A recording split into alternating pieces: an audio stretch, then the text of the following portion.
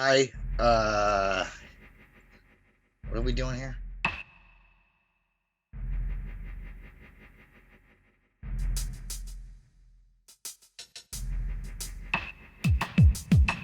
Oh yeah.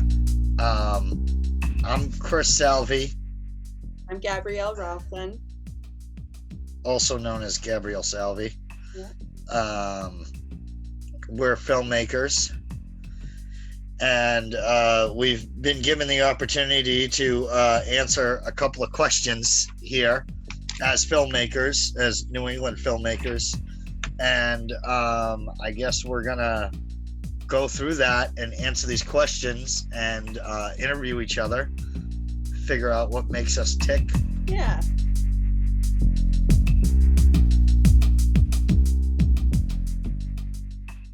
Dessert is a 1930s period piece. It's a drama. It's a sort of battle of the sexes, commentary on what it was like to be a woman in the 1930s. It's certainly not a new topic. It's certainly not an original topic, but it was a important story that I wanted to tell about the moment that this woman realizes that her happiness is not dependent on her husband or somebody else, that her happiness comes from within and that she is autonomous and that she has control over her own life.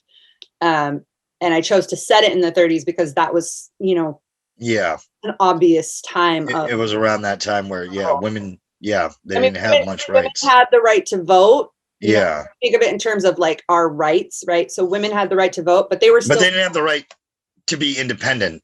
well, they were still voting the way their husbands told them. The main character, the woman Faith, she's also based on Anais Nin, who, for people who aren't familiar with her, she's a French author from the 1930s.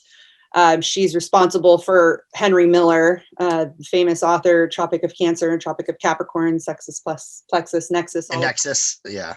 and Black Spring, all of those books. He inspired Henry Bukowski, incredible literary giant who was banned, whose books were banned in the United States until I think the 70s. She was incredibly instrumental in him getting published.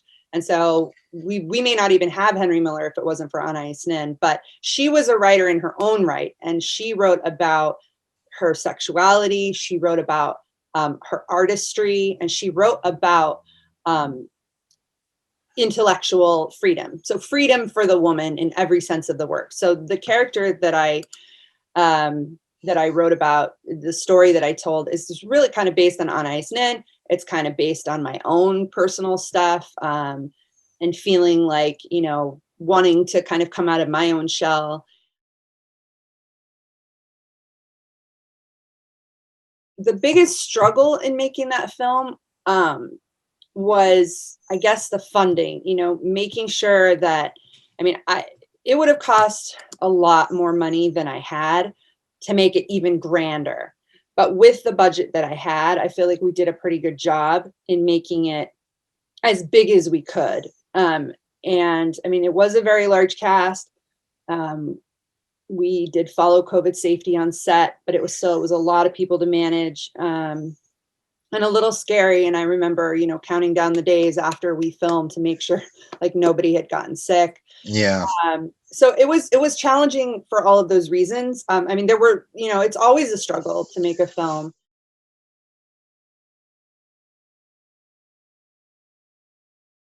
I think even with Salvation, which a lot of people know about that film, which was a 1950s period piece, I think a lot of people one of the critiques I got with that film was that it wasn't authentic enough because I had put some modern music in there, because I had used drone footage in my film. Yeah. And so I'm not trying to recreate classic cinema with my works. I'm telling my story. I'm dreaming up the world. I'm building the world.